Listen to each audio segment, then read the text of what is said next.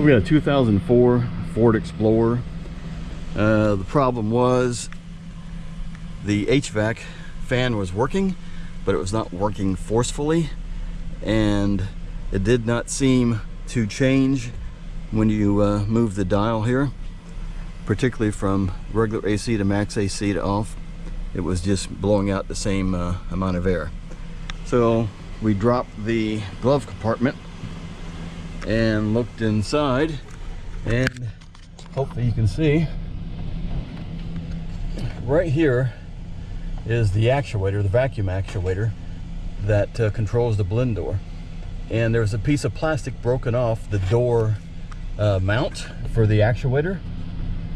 I don't have the piece, so you're seeing the after effect. And this was probably a pretty extensive repair for a very, very cheap part. Probably had to remove the majority of the dash just to get to it.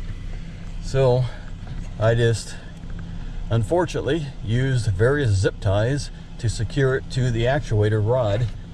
So now it's currently off. We're going to put it on max AC.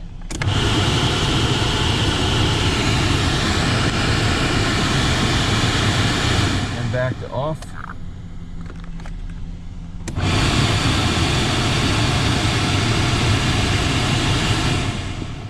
So you have to be a bit of a contortionist just to get in here, but I used 3 zip ties.